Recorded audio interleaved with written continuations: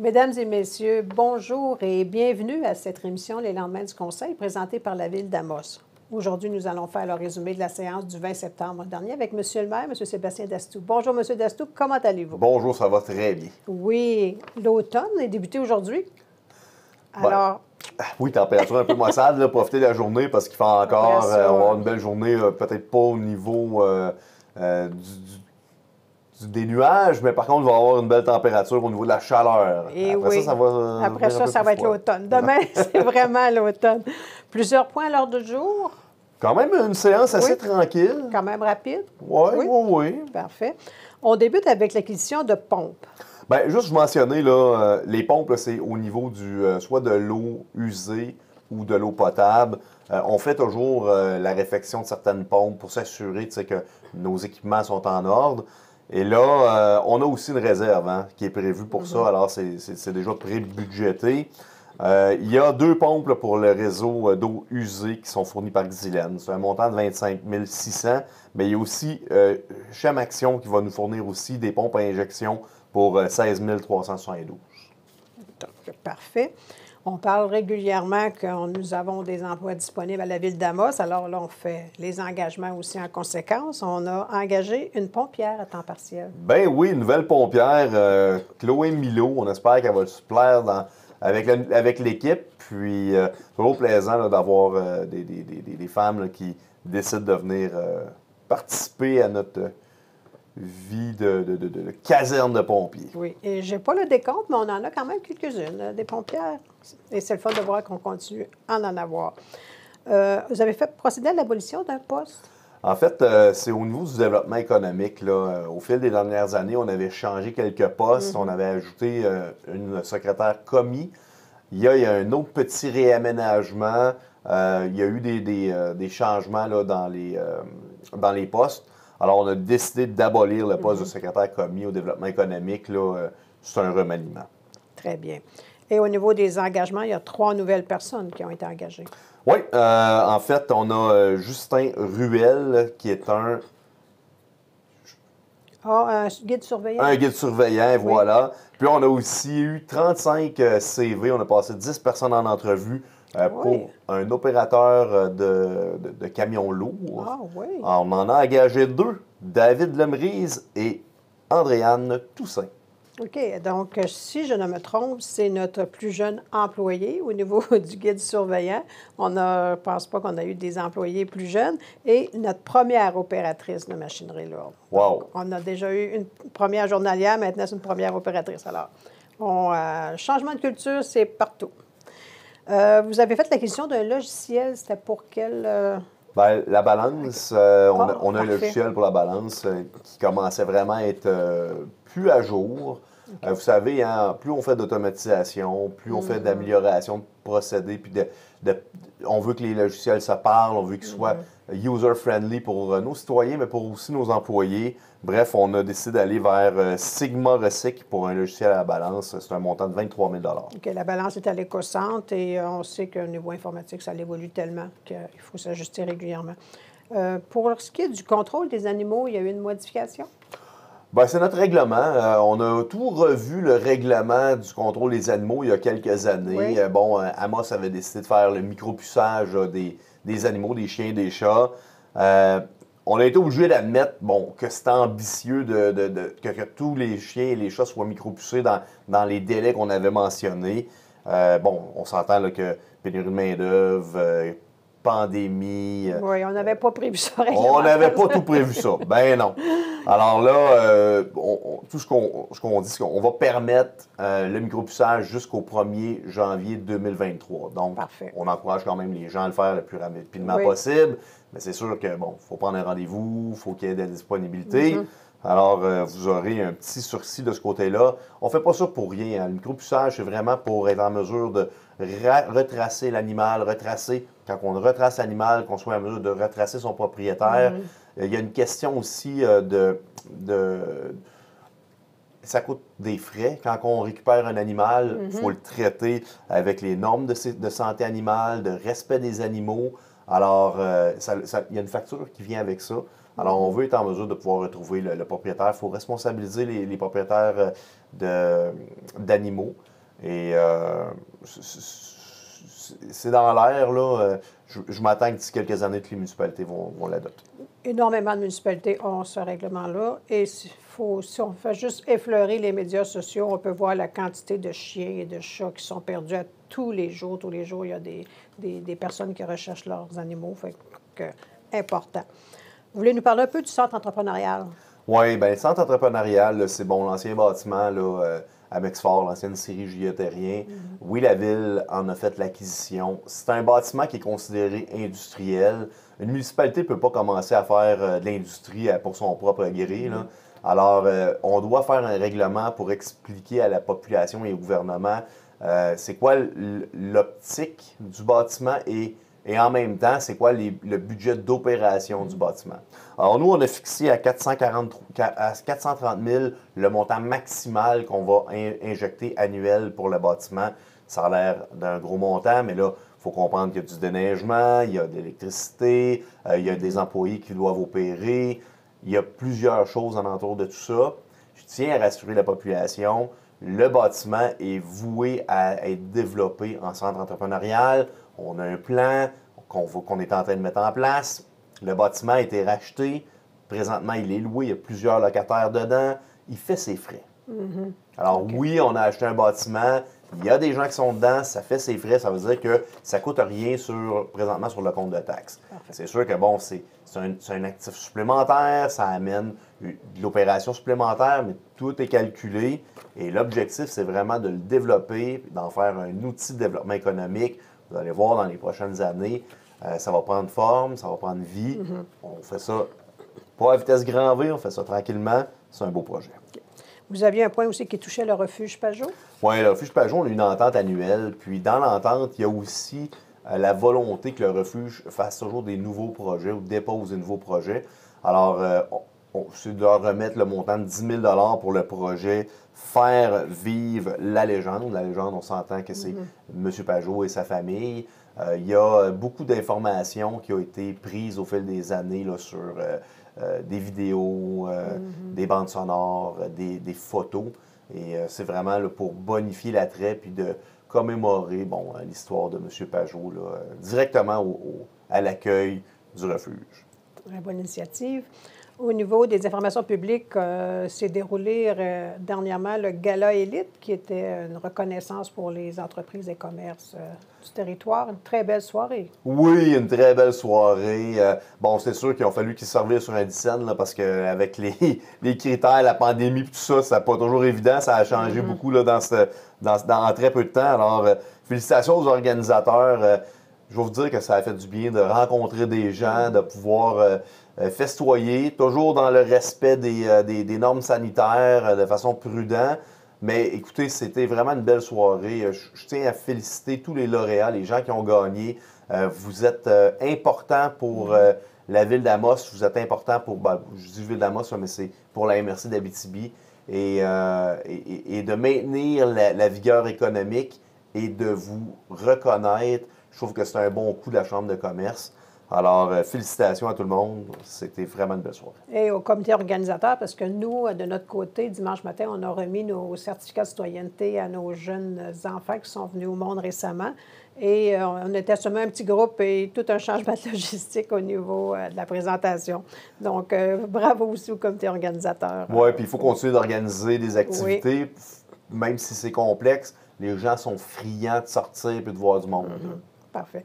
Un autre à Mossois qui s'est quand même fait remarquer récemment là, au niveau du cyclisme. Ben oui, du 10 au 12 septembre à Saint-Georges-de-Beauce, c'était les championnats canadiens en cyclisme et c'est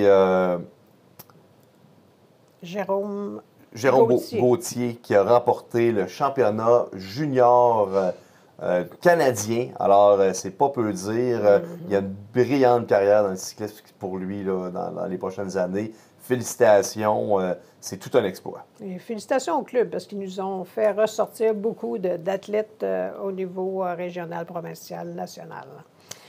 Statistiques de la construction maintenant? Oui, ça va super bien. Hein? 496 permis en date là, de la fin août 2021 comparé à 457 l'année passée.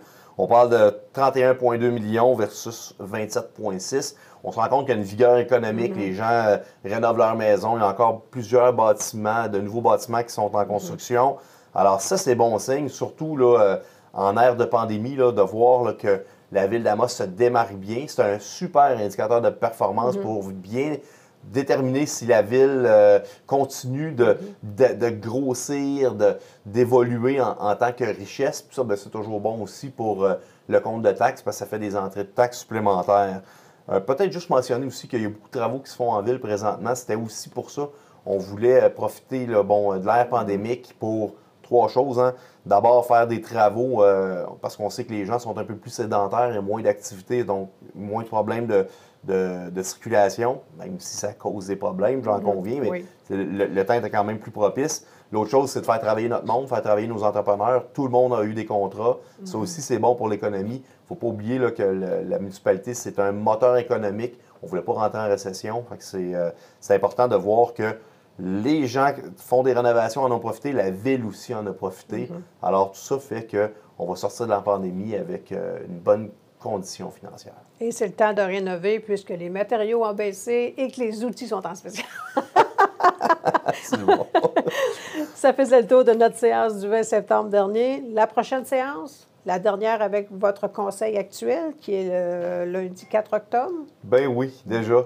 Donc, d'ici là, par exemple, on voulait quand même rappeler aux citoyens là, que vous demeurez maire là, jusqu'à temps que le prochain conseil soit assermenté très officiellement. Au niveau des élections fédérales, hier, ça s'est bien passé aussi? Ben oui, ça s'est bien passé. On félicite en fait les candidats qui sont prêtés au jeu de se présenter aux élections, de faire campagne. Ça demande un certain guts là, dans l'ère actuelle. Là, oui, dans l'ère des réseaux sociaux, je peux vous le dire. Et on félicite aussi nos 2 candidats là, du Bloc québécois qui ont remporté leurs élections pour l'Abitibi-Témiscamingue, M. Lemire et Sylvie. Alors, félicitations tout le monde.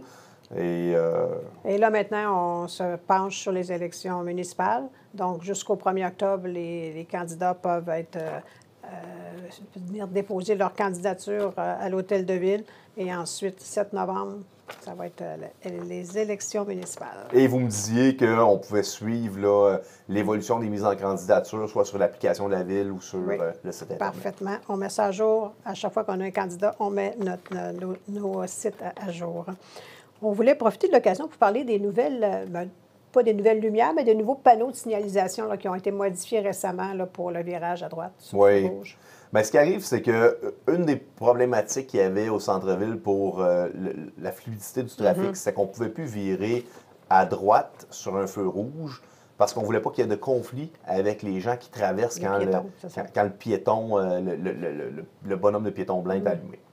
Alors, on a trouvé, puis là, je félicite l'administration qui a travaillé extrêmement fort pour trouver un système qui n'est pas utilisé beaucoup. Hein? On n'a pas vu ça dans beaucoup de villes, là, mais d'avoir un panneau lumineux qui est synchronisé avec le petit bonhomme de piéton pour dire aux gens, non, là, vous ne pouvez pas tourner sur la lumière rouge à droite, mais du moment que le piéton n'est pas protégé puis vous ne pouvez pas traverser, là, par exemple, si vous avez l'occasion, vous pouvez tourner.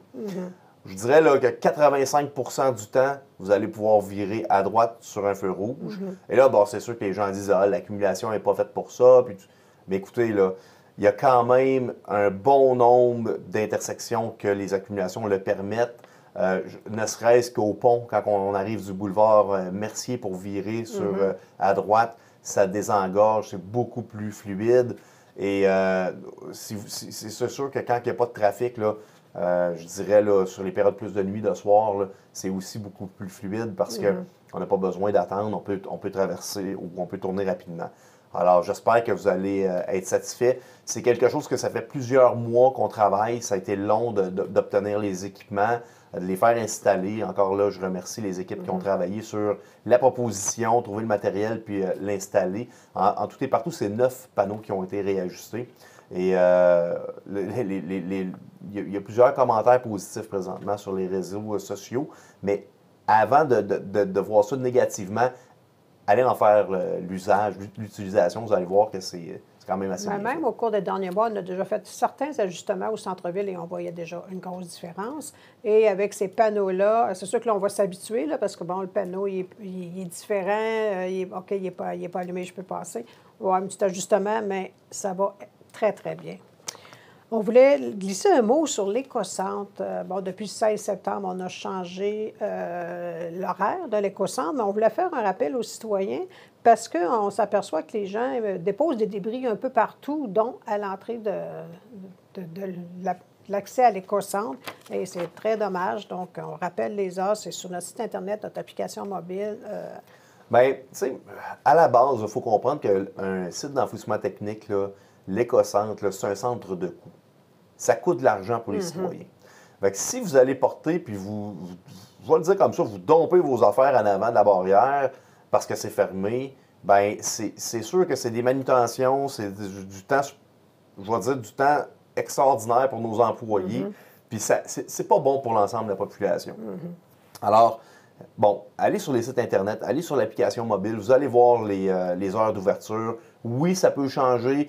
On est pareil comme tous les autres organismes, pareil comme toutes les autres entreprises. La main-d'œuvre étant ce qu'elle est, ça arrive qu'on va changer les horaires, nous autres aussi. Mais c'est assez rare. C'est assez rare. On a été chanceux au niveau de l'éco-centre. On n'a pas eu beaucoup de problèmes à ce niveau-là, mais... Mais c'est des choses qui peuvent arriver. Oui, Respectez le site. On dépose les choses aux bons endroits. On s'attend que vous faites un petit tri.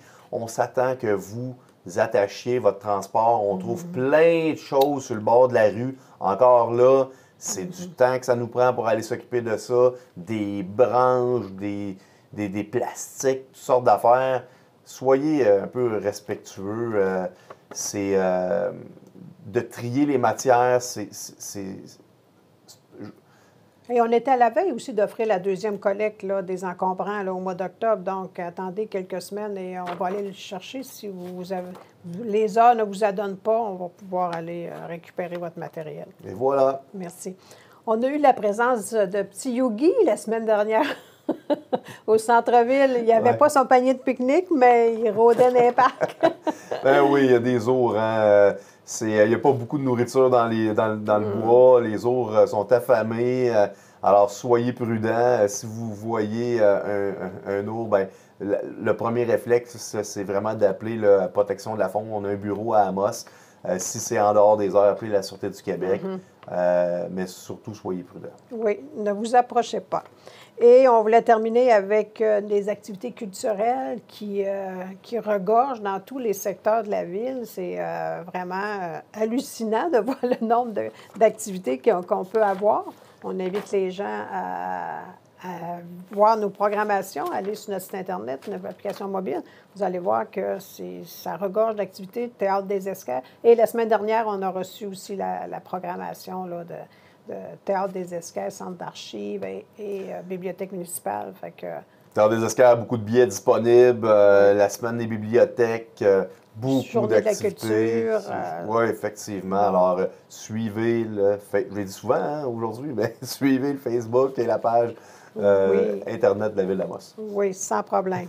Ça faisait le tour de notre séance du conseil et de quelques points d'intérêt là, fort intéressants. Merci. Alors, on vous remercie. On se donne rendez-vous au mois de novembre. Ben oui! On va suivre patiemment cette campagne électorale municipale. Merci d'avoir été avec nous et bonne fin de journée.